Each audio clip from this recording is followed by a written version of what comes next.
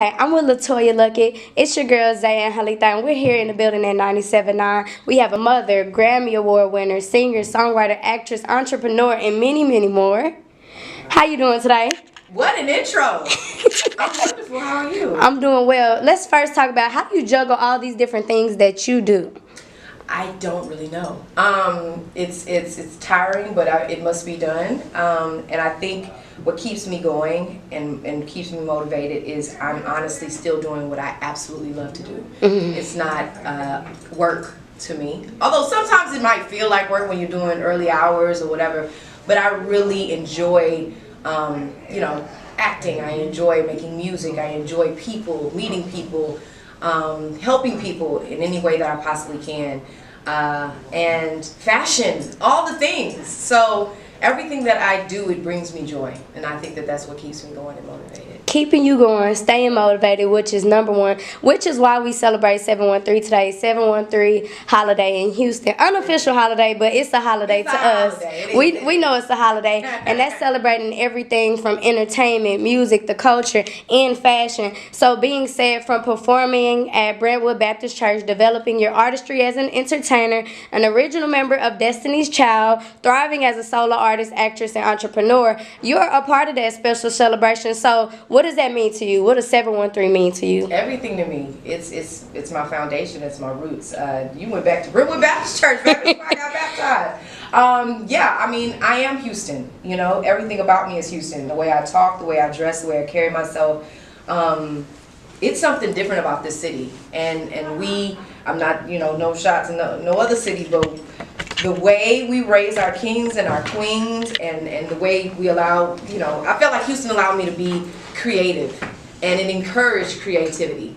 And I feel like being around that type of vibe or just that type of energy helped me to become fearless, helped me to become even more creative. No boundaries, like seriously, no cap. That's how even the schools that I went to, they made me feel like I could do whatever I wanted to do, whatever I put my mind to. And no one came in and tried to, stunt my growth or make me feel like this is impossible, you can't have it. This is not to say a small city because we're not, but a lot of times if you're not from the New Yorks or the LAs, they don't see you being an entertainer, you know what I'm saying?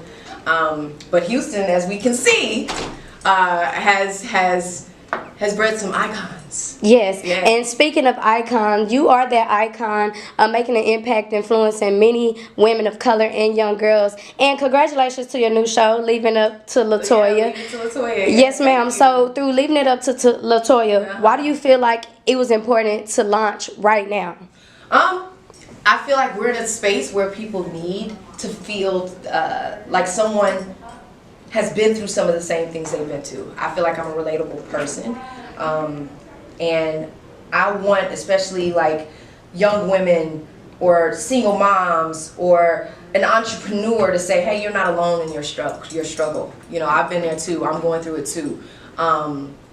And I also felt like people needed to laugh. We needed a place where we could have fun, let go, and talk about things that sometimes people are afraid to talk about. Like the episode that I did called Mom Guilt. That was a hard one for me.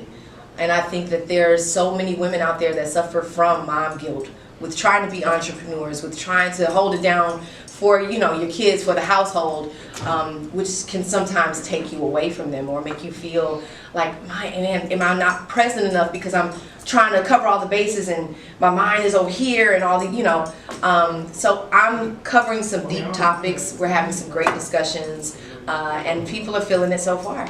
Okay, and last but not least, you still have women growing from Torn. Since the making of Torn, what have you noticed about yourself when it comes to how you choose to love somebody in yourself in that same capacity? You gotta love yourself first, or you can't love nobody else. You don't know what love is until you love yourself. You don't know what love feels like until you feel self-love. So I encourage people out there to take a look in the mirror first, you know what I mean? Make sure that your cup is full before you try and pour into somebody else, or feeling like I need to get something from somebody else. try and provide it for yourself first. You know what I mean? I love that. And it'll keep you out of those situations, or help to recognize red flags, or help you to recognize, you know, what might be good for you and what's not healthy for you.